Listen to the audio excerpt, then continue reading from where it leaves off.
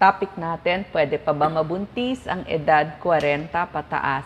Ang kasagutan, oo, pwede pang mabuntis ang edad 40 pataas. Ano ba yung chances? Delikado ba? Nung araw kasi, bihira ang nagbubuntis kapag 40s kasi mas maaga silang nag-aasawa. Pero napansin nila, nitong mag 1990, year 2000, 2010, lalo na ngayon, 2020, mas marami na yung nagpupunta sa kanilang mga OBGYN kasi buntis sila at age 40. Kasi inuna nila yung career nila, yung trabaho nila, para ready sila pag nagpamilya. May naipon na silang pera, maganda na yung trabaho na. So yan yung mga benepisyo naman ng paghahantay ng edad 40 bago kayo magbuntis o bago magsimula ang inyong pamilya. Ang tanong lagi sa akin, may chance pa bang mabuntis? Alam nyo po, nung 20 years old tayo, may 25% tayong mabuntis sa first month na nagtatry ang mag-asawa.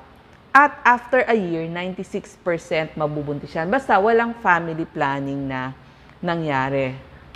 So, pag edad 30, per cycle mo o sa pagitan ng regla mo, may 20% kang pwedeng mabuntis at in a year hanggang 86%. Pero pag nag-edad 40 ka na, per cycle mo, 5% ang chance. So may chance pa, 5% ang chance na mabuntis. At per year, may 40% chance ka na mabuntis, magpapatulong ka lang sa iyong OBGYN. Pag 50s, mahirap na talaga. Talagang mga in vitro fertilization na yan. Ang next tanong mo, madami pa kaya akong itlog pag edad ko ng 40? Nung pinanganak kasi tayo, nagsimula sa 1 million yung eggs natin. Tapos, unti-unting nawawala yan. At 30 years old, 100,000 pa ang natitira nating eggs. At pagdating ng 40 years old, 20,000 na lamang ang natitira nating itlog. So, paano natin malalaman kung marami pang eggs available? Meron pong blood test. Ang tawag dyan, AMH, Anti-Mullerian Hormone.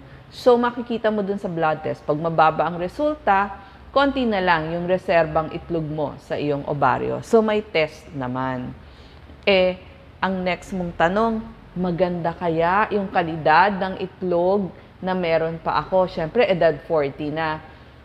Lahat naman po kasi ng babae, may percentage na yung itlog nila ay pwedeng mag-abnormal. So, pag edad 25, 75% naman normal pa ang eggs. So, may 25% na baka hindi normal yung eggs. At 35 years old, 66% pa ang normal eggs mo. At 40 years old, 20 to 40% pa ang normal eggs mo.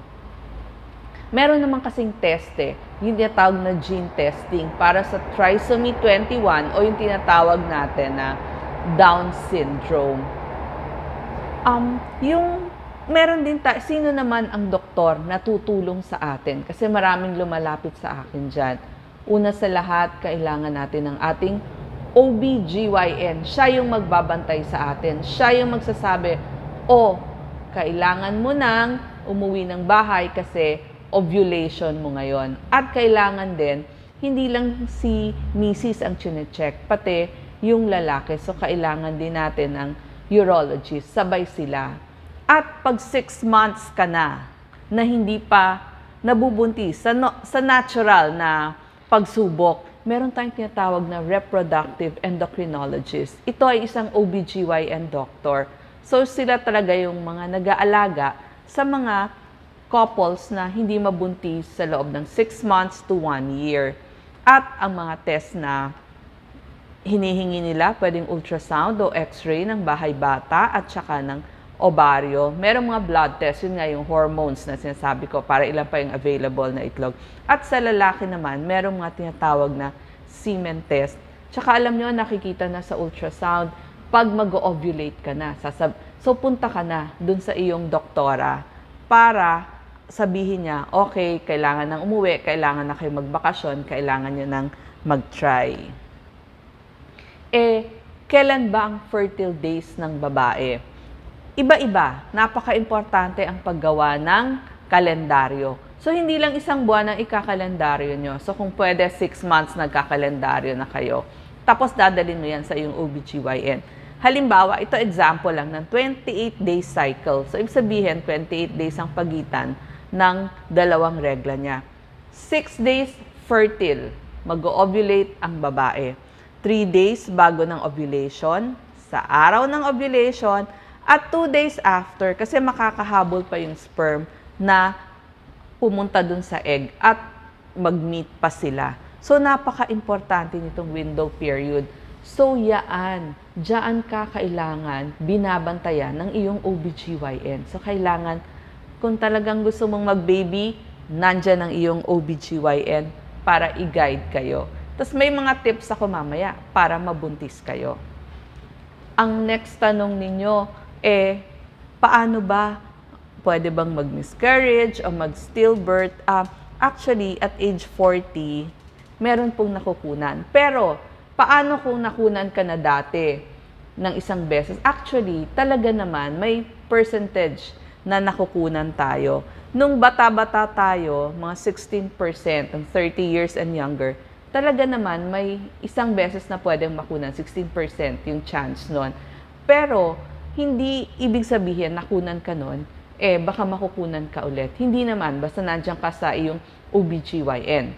Pero kapag dalawa o higit pa na sunod-sunod kang nakukunan, sabihin mo agad sa iyong OBGYN kasi merong mga sakit sa mga kababaihan, yung tinatawag na APAS, may gamot na yon. So, wag nating hintayin na mangyari yon. Ano pa yung mga risk sa kababaihan? So, nakunan, nag-stillbirth, yan po. Ectopic pregnancy, sa iba tumubo yung bata, hindi dun sa bahay bata. So, 4 to 8% increase ang risk kapag 40 years old and above ka.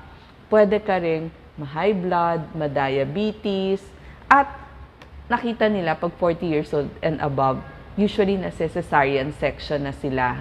Kasi mas hirap na silang umire. So, may chance na ma-cesarean kayo, mga 50% chance nagse-cesarean. Tapos nagkakaroon ng bleeding dahil problema dun sa mga placenta. So, ito yung mga risk na binabantayan.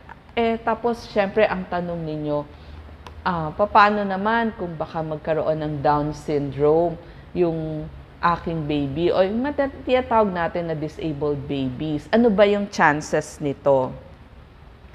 Actually, kahit 20 years old tayo, posible naman magkaroon ng Down syndrome. Pero syempre, pag edad mo ng 35, 1 in 250 na to.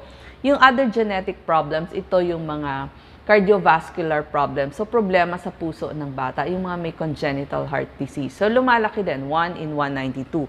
So, pag 40 years old ka na, 1 in 100, pwedeng magkaroon ng Down syndrome yung anak. May gene testing naman. At saka yung iba pang problema, 1 in 66.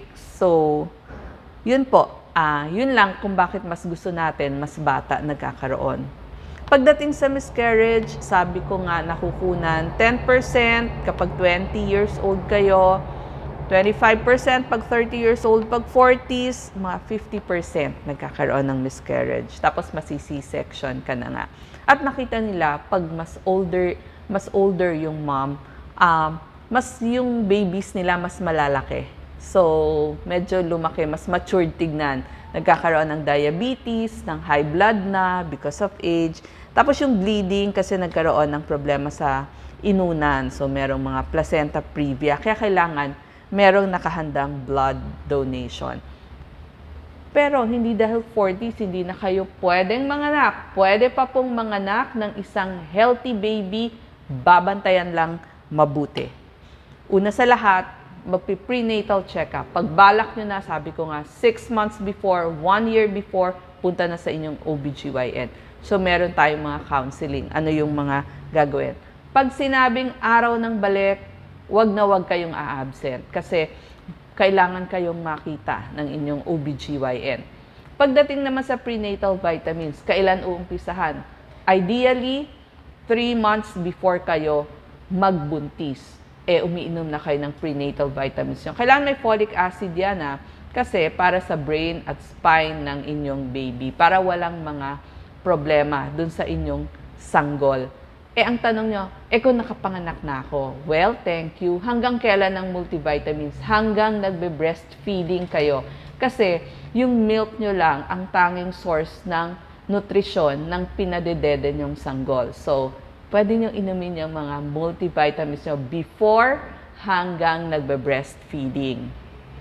Gagamutin kung meron ng mga underlying na sakit. Syempre, umidad ka na, baka tumataas na yung sugar mo, tumataas na yung blood pressure mo, medyo tumataba ka na din, so ipapa-exercise ka.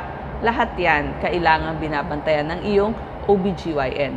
Pagdating sa pagkain, syempre, balanced diet ang gusto natin. So, tamang timbang, mamaya na yon, pero kailangan may prutas ka, iwas sa pagtitibi, may gulay ka, antioxidants, ang source of protein mo, kailangan sapat din kasi kailangan yan sa muscles.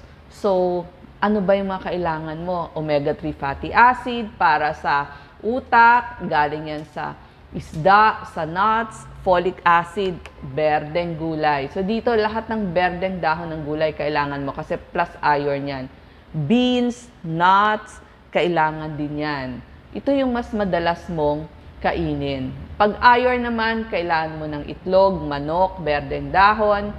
Ano bang isda ang pwede? Siyempre, sasabihin natin, nako, mahal ang salmon. Pwede po ang dili, sardinas, hito, dapa, salmon, tuna de lata, tilapia. Yan po yung mga pwede. Huwag po yung masyadong malalaking isda. Huwag muna kasi may mercury yon.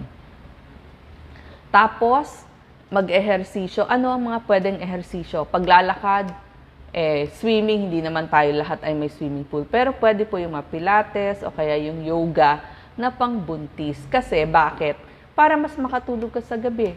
Hindi ka tataba. Kasi sabi, naku, kasi nagbuntis ako kailangan ko kumain for 2, sumobra ka naman ng taba. Nako, ngayon gusto nila right lang, tama lang ang timbang ng nanay at saka ng baby. Tsaka mas hindi ka magbaback kasi masakit din sa balakang kapag buntis.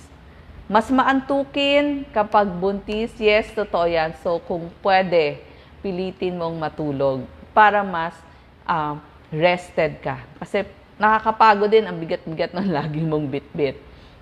Pag sinabing balik, kasi may mga test na pwedeng gawin, ultrasound, at iba pa yung gene testing nga, sinasabi ko, sinasabay din yon. Blood test, kailangan din mga urinalysis, baka naman may UTI ka na. So, susundin natin yung ating OBGYN. Siyempre, iwas sa sigarilyo, alak, bawal na bawal yan sa sanggol sa loob. Pwede ba akong magkape? Wag na munang magkape. Kasi ang problema sa kape, pumupunta hanggang sa baby. So, affected yung baby. Hindi niya ma-digest yung kape. So, mahihirapan yung ating baby. So, better pati kape o yung mga may caffeine, iwas na rin muna. At saka tamang timbang lang kasi tandaan nga natin, nagda-diabetes at high blood na tayo. At saka para maiwasan natin yung macrosomia, yung lumalaki yung ating mga babies. Sabihin mo, kaya ko pa bang manganak ng normal delivery? Actually, mahirap. Sabi ko nga, mas malaki ang chances na masi-CS ka, 50%. Pero kung talagang gusto mo naman, talagang tamang timbang kayo pareho, pwede mong sabihin sa OBGYN nyo, di pag-usapan ninyo kung talagang kakayanin pa. So sabi ko nga, at age 40, yes, kaya mo pang manganak ng isang healthy baby. Kasi ready ka na mag-family. Maraming salamat.